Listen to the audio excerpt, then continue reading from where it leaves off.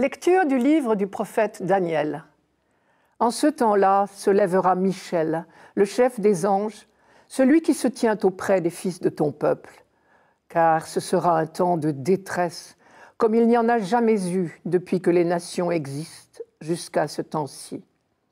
Mais en ce temps-ci, ton peuple sera délivré, tous ceux qui se trouveront inscrits dans le livre.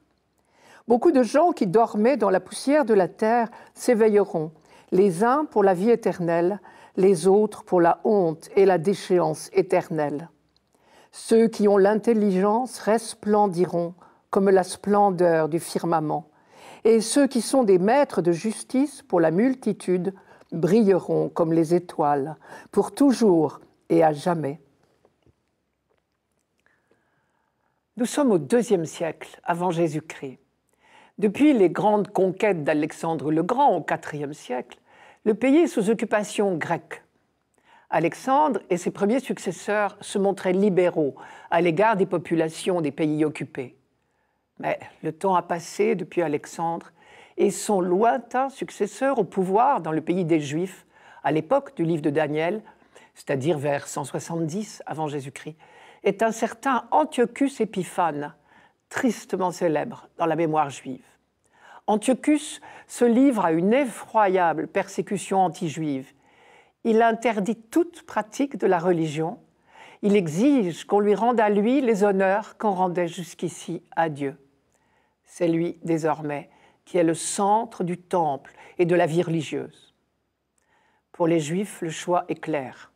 Il faut se soumettre, ou bien rester fidèle à sa foi, et dans ce cas, affronter la torture et la mort. Et en férocité, Antiochus s'y connaît. Comme toujours, dans ces cas-là, on verra les deux attitudes. Certains plieront, l'épreuve est trop dure. Mais de nombreux Juifs ont choisi la fidélité et l'ont payé de leur vie, pour rester fidèles à la foi de leur Père, à l'alliance de Dieu, tout simplement. Et c'est à ce moment-là que le prophète Daniel prend la parole.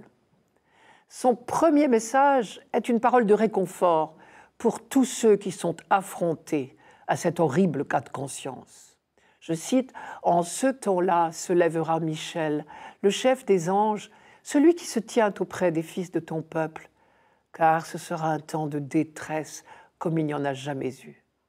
Mais en ce temps-ci, tes fils seront délivrés. » Ce temps de détresse comme il n'y en a jamais eu, c'est ce qu'ils vivent en ce moment et qui dépasse en horreur et en cruauté tout ce qu'on avait déjà vécu. Daniel vient leur dire en substance, « Michel, le chef des anges, veille sur vous. Apparemment, sur terre, ce que vous voyez, mes amis, ce que vous vivez, c'est l'échec, la mort des meilleurs, l'horreur, la victoire de ceux qui sèment le mal et la terreur. Mais en finale, vous êtes les grands vainqueurs. Le combat se déroule à la fois sur terre et au ciel. Vous ne voyez que ce qui se passe sur la terre.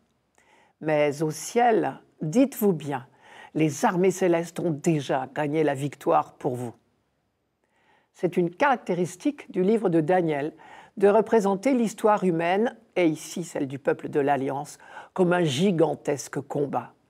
Un combat dont on connaît déjà le vainqueur. Voilà donc le message de réconfort de Daniel pour les vivants.